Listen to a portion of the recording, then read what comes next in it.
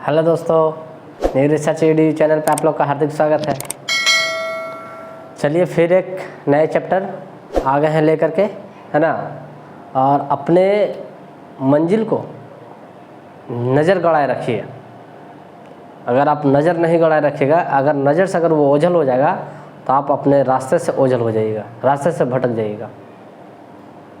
ठीक है दोस्तों, तो इसलिए जो चीज़ आप पढ़ रहे हैं, साइंस हो, चाहे हिस्ट्री हो, चाहे ज्योग्राफी हो, चाहे वो आपका भूगोल हो, चाहे वो आपका इकोनॉमिक्स हो, चाहे वो आपका पॉलिटी हो, चाहे कुछ भी हो, आपको बस नज़र उस लक्ष्य के प्रति रखते हुए उसके बाद पढ़ाई करना है। उसके बाद देखिएगा आप कभी रास्ता भटकिएगा नहीं। जब जब पढ़िए तब तक आपको बस एक लक्ष्य होना चाहिए कि हमको वहाँ तक पहुँचना है और मुझे दिला सकता है। ये चीज़ आपके अंदर होनी चाहिए। ठीक है दोस्तों, तो आइए फिर से स्टार्ट करते हैं कि ऊष्मा चैप्टर लेके आए हैं, है ना। छोटा टॉपिक है, थोड़ा सा इसको हम ज़्यादा नहीं 5-10 मिनट में हम इसको क्लियर करा देंगे। ठीक है दोस्तों, आज स्टार्ट करते हैं कि ऊष्मा क्या है। ऊष्मा का मतलब क्या होता है? हीट। हीट का मतलब होता है गर्मी चीज़। ठीक है, आप जानते हैं कि अभी क्या है कि गर्मी का मौसम आया हुआ है ना। टेम्परेचर अच्छा है, 40-45 से ऊपर है, तो गर्मी का मौसम है। तो इस मौसम में लोग कौन से कपड़े पहनते हैं? तो लोग पहनते हैं सूती कपड़े।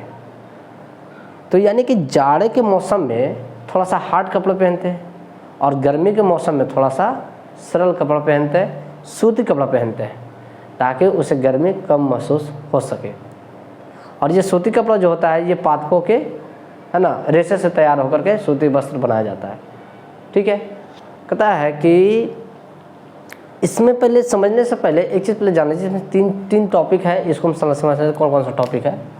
पहला जो हमारा होता है वो थर्मामीटर है। क्या है? थर्मामीटर। ठीक है, सेकंड वाला हमारा होता है थर्मामीटर, और सेकंड वाला हमारा होता है ऊष्मा का स्थानांतरण। ऊष्मा का स्थानांतरण। ठीक है, और तीसरा हमारा होता है विकिरण। विकिरण।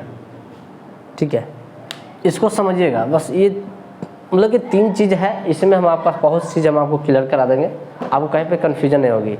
बस ये वीडियो को शुरू से लेकर अंत तक जरूर देखिएगा और एक एक चीज़ पर गौर करिएगा कि जो हम बताने चाह रहे हैं उस पर अगर आप एक एक चीज़ पर गौर कीजिएगा तो आपके एक भी क्वेश्चन इस वीडियो देखने के बाद आपका एक भी क्वेश्चन ऐसा ना होगा जो आपसे नहीं बनेगा, सब बनेगा। और एक थोड़ा सा और लिख लीजिए, है ना। और चौथा नंबर पर लिख दीजिए समुद्र समीर। ठीक है, और 5वां में लिख दीजिएगा थल समीर। ठीक है, देखिए हम एक एक चीज़ पे हम बात करते हैं। थर्मामीटर पे, फिर ऊष्मा का स्थानांतरण पे बात करेंगे, फिर पढ़ेंगे विकिरण, फिर समुद्र समीर और फिर थल समीर। देखिए क्या होता है इसमें कि हीट जो होती है, यानी कि जो वायु होता है या फिर लिक्विड होता है या फिर ठोस होता है, जो भी चीज़ हो, हर वो एक चीज़ क्या होता है एक दूसरे में यहाँ से वहाँ, वहाँ से यहाँ, यहाँ से वहाँ जाता ही जाता है। ठीक है, तो हम फिलहाल क्या करेंगे कि हम जैसे कहते हैं ना कि हीट, यानी कि जिसको बोलते हैं थर्मामीटर हम विचार करते हैं। थर्मामीटर क्या होता है कि किसी भी, है ना, मौसम, यानी कि कहने का मतलब यह हो कि मौसम हो या कुछ भी हो, सबका एक अपना अपना क्या है, एक तापमापी यंत्र होता है।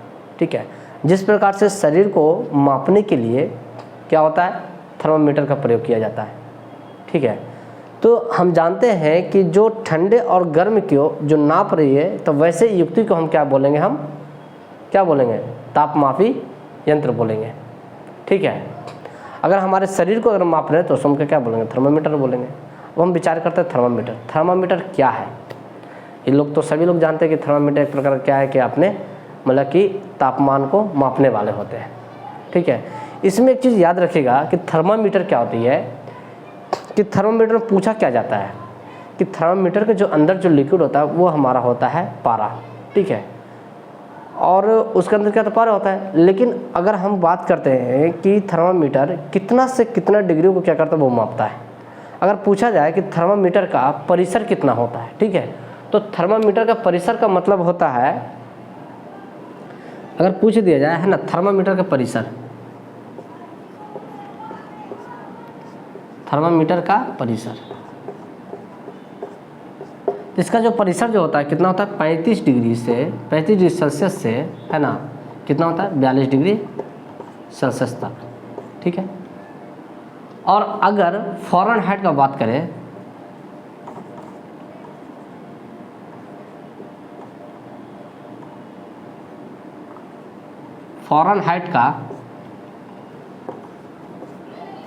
फ़ारेनहाइट में है ना कितना होता है, तो इसका जो होता है 94, कितना होता है 94 डिग्री सेल्सियस से 94 डिग्री फ़ारेनहाइट से है ना 108 डिग्री फ़ारेनहाइट तक होता है। क्योंकि इसमें क्या करता है कि क्वेश्चन पूछा जाता है, ठीक है, कि बताइए कि थर्मामीटर का परिसर कितना होता है। आपको क्वेश्चन दे देगा 35 से 42, फिर दे देगा आपको 30 से 42, फिर आपको दे देगा 25 से 42, कुछ भी दे देगा। अगर उसमें कुछ भी दे दिया जाए, चाहे 10 क्वेश्चन ही क्यों ना, क्यों 10 ऑप्शन ही क्यों ना दे, अगर हमें ये याद रहेगा 35 से 42 डिग्री तक होती है, तो हम क्या कर सकते हैं कि हम मार के चला सकते हैं। अगर पूछ दे फ़ारेनहाइट में कितना होता है थर्मामीटर का परिसर, सेल्सियस में पूछे तो 35 डिग्री है से 35 डिग्री से 42 डिग्री होती है। अगर पूछ दिया जाए फ़ारेनहाइट में तो कितना होता है 94 डिग्री फ़ारेनहाइट से 108 फ़ारेनहाइट तक होती है, ठीक है। अब इसका कहता है कि हमारे शरीर का जो सामान्य जो तापमान जो होती है वो हमारा होता है 37 डिग्री फ़ारेनहाइट। अगर पूछ दिया जाए है ना मनुष्य के सामान्य ताप, लिख लीजिए सब, मनुष्य के सामान्य ताप कितना होता है, तो होता है 37 डिग्री सेल्सियस होता है। अगर पूछ दिया जाए फ़ारेनहाइट में है ना, फ़ारेनहाइट में कितना होता है, तो फ़ारेनहाइट में आप लिख सकते हैं कितना 98.6 डिग्री फ़ारेनहाइट होता है, ठीक है। या कर दीजिए इसको, ये हो गया सेल्सियस में और ये हो गया फ़ारेनहाइट, एफ से फ़ारेनहाइट सी से सेल्सियस, ठीक है। तो इससे अगर हम देखते हैं कि मनुष्य का अगर तापमान इतना डिग्री क्या होता है और इतना सेल्सियस, यानी कि 37 डिग्री सेल्सियस होता है और 98.6 फ़ारेनहाइट होती है। इसमें एक चीज़ ये बात करने, इसमें एक चीज़ और ये होती है कि मनुष्य का जो तापमान है वो 35 डिग्री से नीचे नहीं होनी चाहिए, ठीक है, यानी कि 35 डिग्री से नीचे नहीं होनी चाहिए और 42 डिग्री से ऊपर नहीं होनी चाहिए। अगर 35 डिग्री से जो नीचे जिसका हो रहा है उसका मतलब है उसका बीपी लो है, और यदि अगर 42 डिग्री से अगर ऊपर हो रहा है तो इसका मतलब बीपी क्या है, हाई है। समझ में आ गया। तो इस प्रकार से हम क्या करते हैं, हम आकलन करते हैं, और किससे करते हैं, तो फ़ारेनहाइट थर्मामीटर से करते हैं। थर्मामीटर क्या होता है, एक डॉक्टरी थर्मामीटर इसको कहा जाता है। कौन सा थर्मामीटर होता है, डॉक्टरी, क्योंकि डॉक्टर ही क्या करते हैं कि जितने भी पेशेंट होते हैं सबको क्या करते हैं, सलाह दी जाती है कि आप अपने घर में जरूर एक थर्मामीटर रखिए, ठीक है दोस्तों। अगर एक इसमें क्या होती है कि इसमें एक होता है प्रयोगशाला थर्मामीटर। क्या होता है, प्रयोगशाला थर्मामीटर। तो प्रयोगशाला में क्या होती है कि इसमें प्रयोगशाला में इसका जो थर्मामीटर है, ये इसका थर्मामीटर बहुत अलग होती है, ठीक है। इसका जो थर्मामीटर क्या होता है बहुत अलग होता है। इसका अगर पूछा जाए कि प्रयोगशाला का है ना परिसर कितना होता है, परिसर पूछा जा सकता है आपके कोई भी एग्जाम में, या आपका आईएएस हो या पीसीएस हो या किसी भी एग्जाम में आप ले लीजिए, एनटीपीसी ग्रुप डी किसी में भी ले लीजिए, आपका ये सब क्वेश्चन क्या होता है आपको डाला ही डाला जाएगा, ठीक है। आज नहीं डाला जाए, कल नहीं डाला, लेकिन कुछ तो समय आएगा जहाँ वो सब क्या होगा वो डाला ही जाएगा। प्रयोगशाला का जो परिसर जो हमारा होता है कितना होता है तो इसका जो होता है -10 डिग्री सेल्सियस से है ना कितना होता है 110 डिग्री सेल्सियस तक, ठीक है। अगर इसका फ़ारेनहाइट का बात करें तो फ़ारेनहाइट का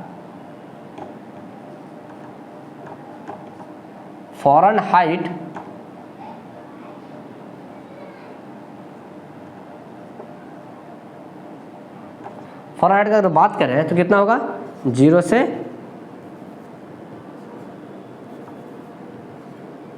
230 डिग्री फ़ारेनहाइट होगी, ठीक है दोस्तों। तो ये इस प्रकार से क्या होता है कि ये सब का क्या होता है फ़ारेनहाइट सबका क्या होता है वो अलग अलग होते हैं। इस तरह से क्या होता है ध्यान रखिएगा। ये हमारा क्या था प्रयोगशाला था और ये हमारा क्या था थर्मामीटर थी, ठीक है। एक चीज़ और इसमें याद करने वाली बात है, मतलब कि समझने वाली बात है कि क्वेश्चन ये भी पूछ सकता है आपसे कि जो मौसम का जो तापमान है ठंडा गर्म, इसको जो मापा जाता है वो कैसे मापा जाता है। यानी कि अधिकतम तापमान से न्यूनतम तापमापी एक यंत्र होती है, उसमें लिखा रहता है अधिकतम से न्यूनतम, ठीक है। तो इस हिसाब से क्वेश्चन किया जा सकता है कि मौसम का जो तापमान जो मापी जाती है उच्चतम से न्यूनतम की ओर मापा जाता है, या फिर न्यूनतम से उच्चतम की ओर मापा जाता है, या फिर उच्चतम से उच्चतम की ओर, या फिर न्यूनतम से न्यूनतम की ओर। तो अगर आप जब जानिएगा कि अधिकतम से यानी कि उच्चतम से क्या होता है न्यूनतम की ओर, है ना, अधिकतम से न्यूनतम की ओर क्या होता है कि उसकी तापमापी यंत्र होती है, उससे क्या होता है वो मापा जाता है। तो एक चीज़ इसमें वार्ड में और लिख लीजिएगा, है ना, कि मौसम का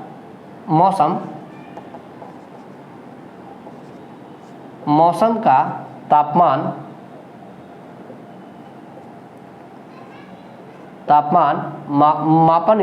मापने का यंत्र जो होता है, मापने का यंत्र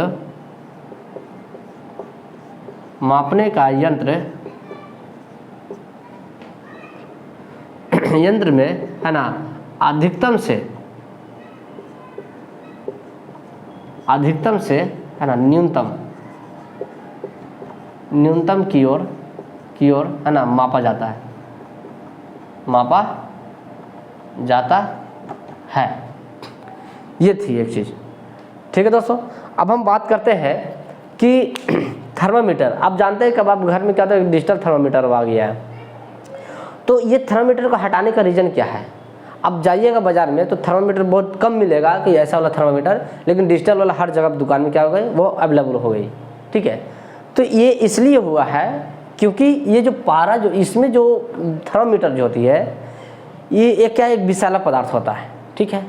और ये जो विषैला जो पदार्थ होती है वो क्या करता है कि अगर गलती से ये टूट फूट जाता है, क्योंकि थोड़ा सा अगर उसमें क्या होता है शीशा होती है और नीचे में क्या होता है एक स्टील जैसा होती है ना, जो कि हमारा उसमें विभंग होता है ना।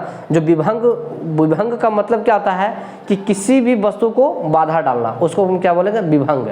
यानी कि कहने का मतलब ये हो गया पारा क्या है कि पारा जैसे उसमें रहता है कि अगर मान लीजिए गलती से फूट जाता है तो वो एक प्रकार क्या है वो जहर है। अगर गलती से फूट गया और उस पर लग गया उंगली पर, उसके द्वारा अगर खाइएगा तो आपकी मृत्यु भी हो सकती है।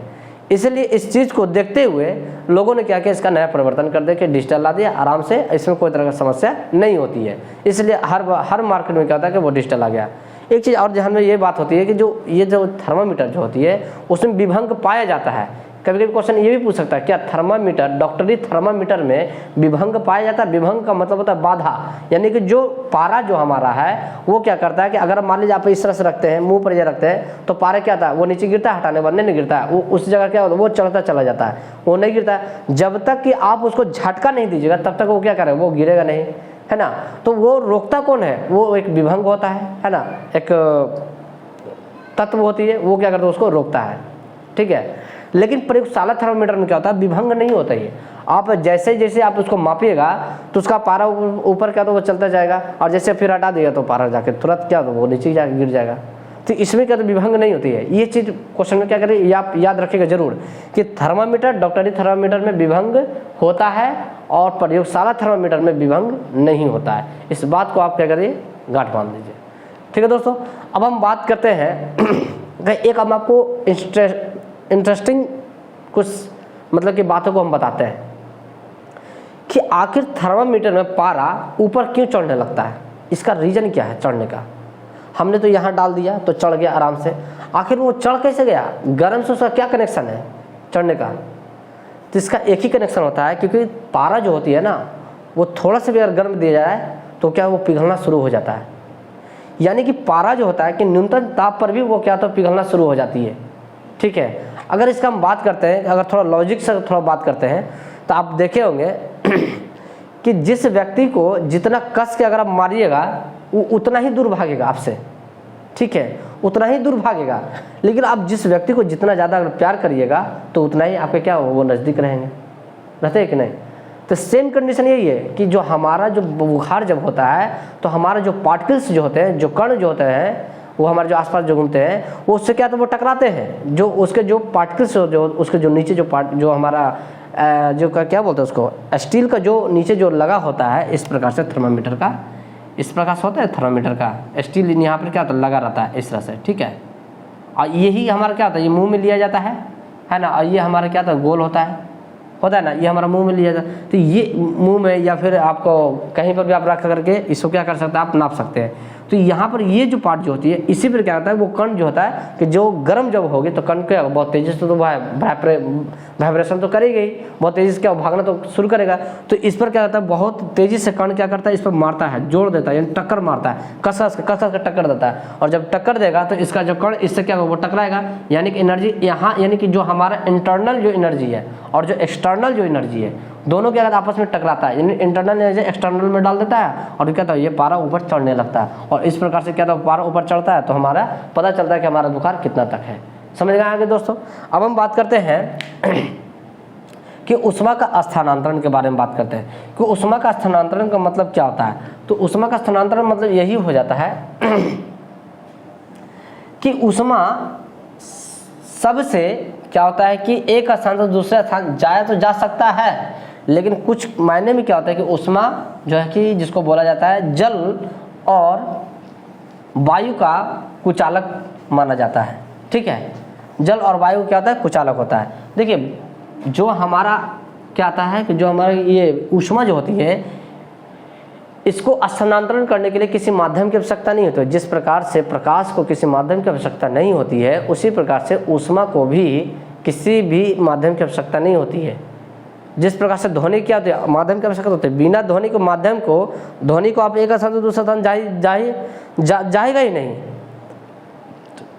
सूर्य क्या है, एक आग का गोला है, तो क्या गर्मी है कि नहीं, तो उसके लिए क्या कोई माध्यम है, कोई पाइप लगा कर कोई उसके द्वारा मतलब कि भेजा जा रहा है, नहीं ना। तो इसलिए क्या होता है कि जो प्रकाश है वो प्रकार का क्या है, एक ऊष्मा ही है, ऊष्मा का एक क्या स्रोत है।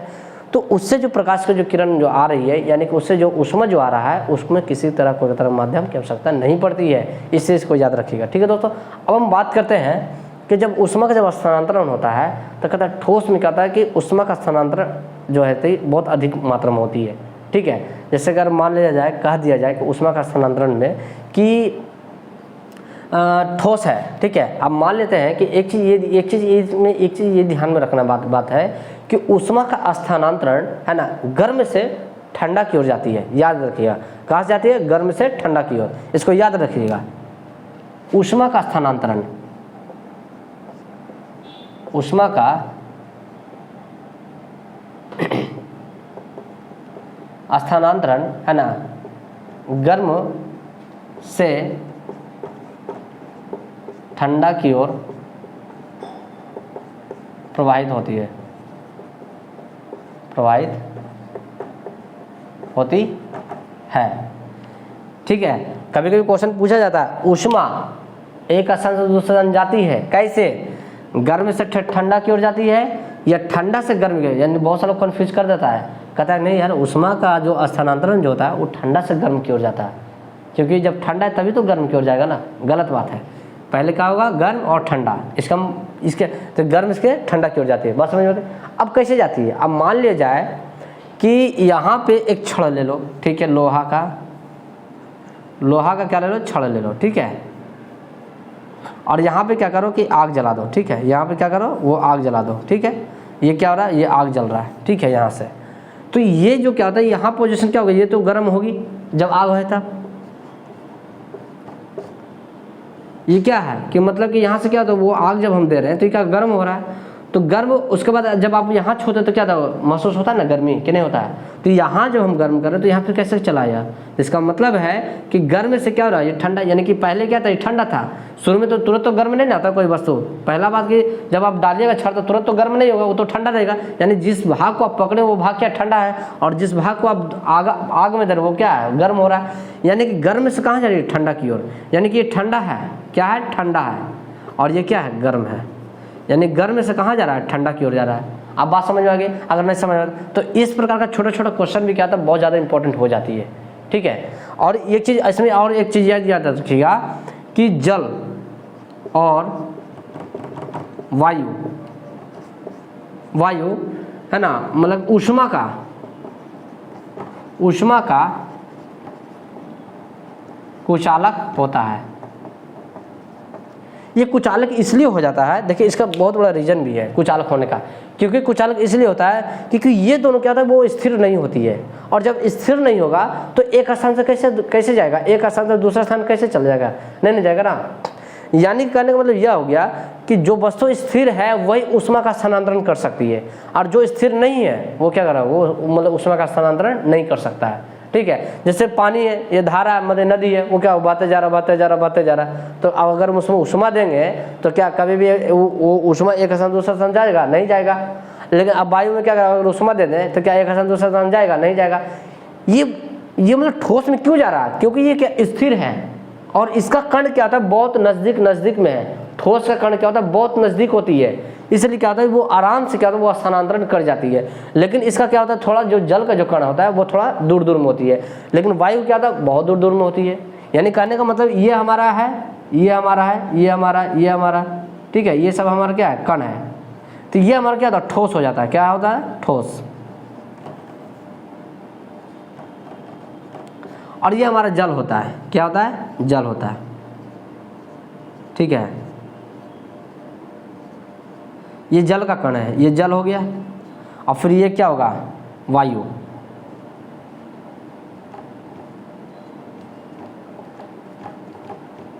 तो ये क्या बहुत दूर में है। तो आप बताइए कि अगर मान ले ये कण मान ले हम इसको ऊष्मा दे रहे हैं तो यहाँ तक ये कैसे जाएगा, नहीं जाएगा तो क्या होगा, एक दूसरे से क्या होगा सटेगा, तो बहुत टाइम लगेगा। उम्मीद है कि मतलब टाइम लगेगा, लेकिन इसमें क्या होता है कि बहुत कम जो है कि ऊष्मा का स्थानांतरण होता जरूर है, लेकिन बहुत कम, ना के बराबर, इसलिए इसे क्या मान लिया जाता है, कुचालक मान लिया जाता है। ठीक है दोस्तों, तो ठोस में क्या होता है, ऊष्मा का सुचालक है। ठीक है, तो इस तरह से हमने देखा कि जल और वायु ऊष्मा का कुचालक। याद रखिए जब एग्जाम में जब पूछा जाए कि जल और वायु ऊष्मा का क्या है, सुचालक है कुचालक है, तो क्या मारेगा वहाँ पे, कुचालक मार के आना है। बात समझ में आ गया, कोई तरह की दिक्कत समस्या नहीं। अब हम बात करते हैं विकिरण। विकिरण का मतलब होता है कि जिससे ऊष्मा क्या होता है कि मतलब कि आती है, हम लोग के पास जो ऊष्मा जो आता है वो एक मतलब कि विकिरण के द्वारा आता है। विकिरण का मतलब क्या होता है, छितरा जाना का मतलब क्या हो जाएगा कि एक बिंदु से दूसरे बिंदु से तीसरे बिंदु। यानी कहने का मतलब यह हो गया कि मान ले जाए ये हमारा क्या प्रकाश है, ठीक है, ये हमारा क्या कण है, ठीक है, ये क्या है यहाँ से आया, ठीक, और फिर ये क्या हुआ, यहाँ से ऐसे चला गया, कुछ ऐसे चला जाता है, कुछ क्या करता है ये, फिर कुछ क्या करता है कि ये एब्जॉर्ब कर लेता है। ठीक है, ये जब प्रकाश यानी ये जो ऊष्मा जो है यहाँ आया, कुछ क्या करता है कण को एब्जॉर्ब कर लेता है, कुछ क्या करता है वो परिवर्तित कर देता है। ठीक है, अब फिर यहीं से फिर क्या करता है उसमें और सब दिशा में क्या होता है वो मतलब कि निकलते रहता है। ठीक है, इस तरह से यानी जिस प्रकार से प्रकाश होता है उस प्रकार से निकलता है। फिर यहाँ मान लो कोई कण होगा, फिर यहाँ पर कोई कण होगा, फिर यहाँ पर भी कोई कण होगा, है ना। हर जगह पर क्या होता है कण तो होगा ही होगा, किसी न किसी कण से तो टकराएगा उसमें। तो फिर यहाँ से फिर क्या होगा, फिर निकलना शुरू हो जाएगा, फिर यहाँ से ये निकलना शुरू हो जाएगा, फिर यहाँ से ये निकलना शुरू हो जाएगा। इस प्रकार से क्या होता है वो छितराता है ना। तो इसी को क्या हम बोलते हैं, हम विकिरण। और इसी के क्रिया के द्वारा क्या होता है कि हमारे शरीर में क्या होता है कि ऊष्मा प्रवेश होती है। ठीक है, अब हम बात करते हैं समुद्री समीर। समुद्र समीर में क्या होती है कि इसमें समझिएगा, ये बहुत अच्छे हैं और इसमें से भी क्या होता है क्वेश्चन पूछा जाता है। इसमें भी क्या होता है बहुत सारे लोगों को कंफ्यूज हो जाती है कि समुद्र समीर क्या होता है, ठीक है, और थल समीर क्या होता है। देखिए समुद्र मान लेते हैं कि ये हमारा क्या पानी है, ठीक है, और ये हमारा क्या है, थल है।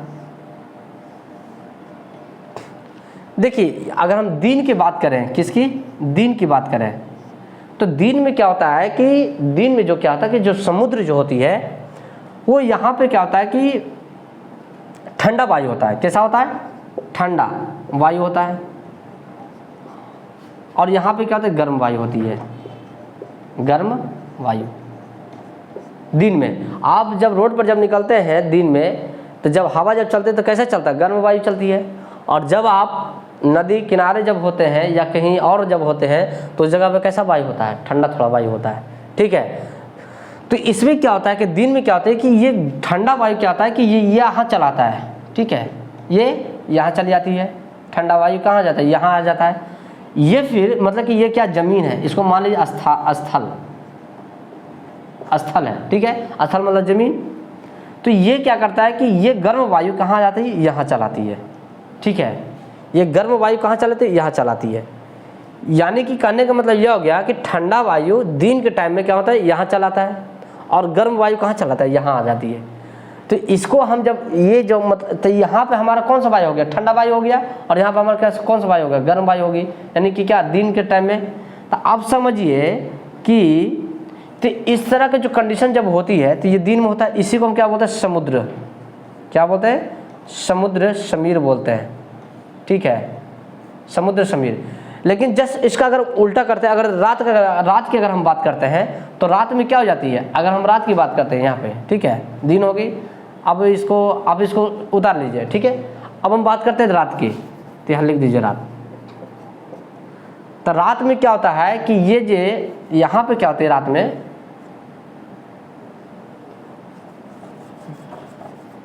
देखिए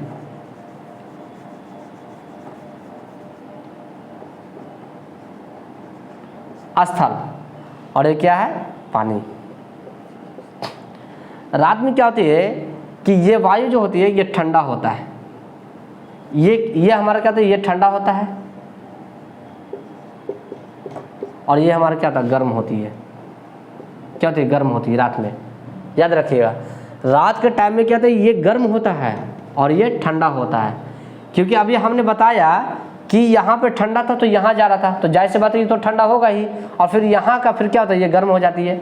ठीक है, तो लेकिन ये क्या करता है कि रात के टाइम में ये गर्म जो हवा जो होती है ये यहाँ की ओर चला जाता है। कहाँ चला जाता है, यहाँ। और यहाँ का जो ठंडा जो वायु है ये कहाँ चलाता है, ये यहाँ चलाता है। इसलिए देखेगा कि समुद्र वगैरह में क्या होता है कि रात के टाइम में अगर जाइएगा तो जब यहाँ पर जब देखिए, जब ठंडा वायु है कहाँ आ रहा है, इस जगह पे आ रहा है, तो इसको क्या बोलते हैं, थल समीर बोलते हैं। क्या बोलते हैं, थल समीर।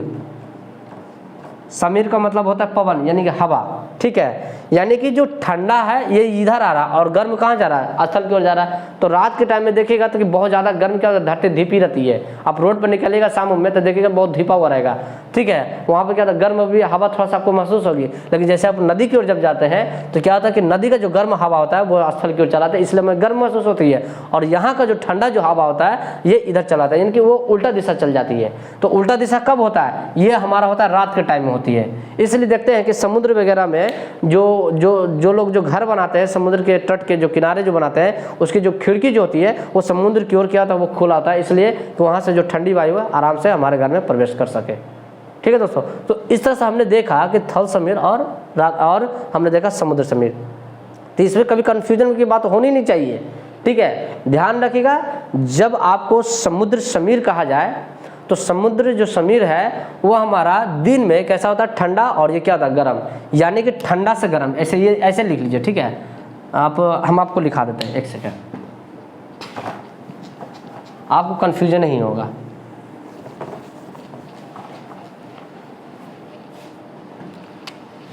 यहाँ लिख दीजिए समुद्र समीर। ये क्या होता है, समुद्र समीर में बात करते हैं तो क्या होता है, ये ठंडा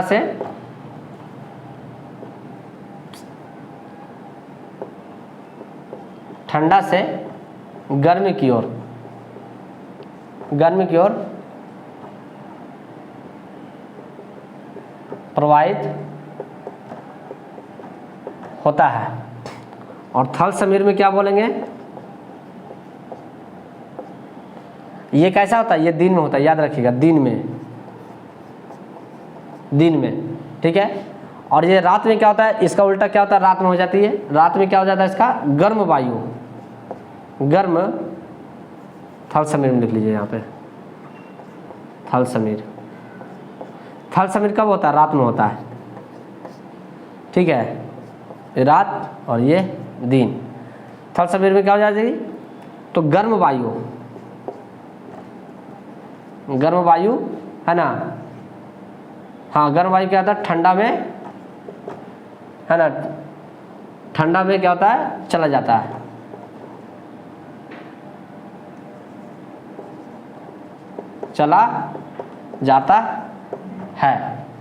यानी कि जहाँ ये गर्म वायु जा रहा है तो ये ठंडा वायु तो वहाँ से तो भागेगा ही भागेगा, तो ये ठंडा वायु कहाँ चला जाएगा, समुद्र की ओर चला जाएगा। और जब ठंडा वायु जब यहाँ जब जा रहा है यानी कि गर्मी की ओर जा रहा है तो गर्म वायु कहाँ चला जाएगा, समुद्र की ओर चल जाएगा। बस इतना ही सब तो फर्क है। तो यानी कि समुद्र समीर में क्या था, ठंडा से गर्म की ओर, कोई दिक्कत नहीं। थल समीर में क्या था, गर्म से ठंडा की ओर। इस बात को याद रखिएगा, ठीक है दोस्तों। तो आज के लिए क्या था, ऊष्मा का बस यही हमारा क्या था टॉपिक थी, ठीक है, जिसे हमने बताया है। अगर आप इसे बढ़िया से अगर आप एक बार और वीडियो को देख लीजिएगा तो मेरा दावा है कि आपकी एक भी क्वेश्चन छूटने नहीं जा रहा है, ठीक है दोस्तों। तब तक के लिए धन्यवाद, और हमारे चैनल को जरूर आगे बढ़ाइए, है ना, ताकि हम और बढ़िया से बढ़िया हम आपको और बढ़िया से बढ़िया, है ना, बता सके, और वो हर सारा कंटेंट हम आपके सामने रखने की कोशिश करें, ठीक है दोस्तों। तो जरूर एक लाइक बनाए दीजिए ताकि हमारा मोटिवेशनल और आगे बढ़े, ठीक है दोस्तों। तो जय हिंद, जय भारत।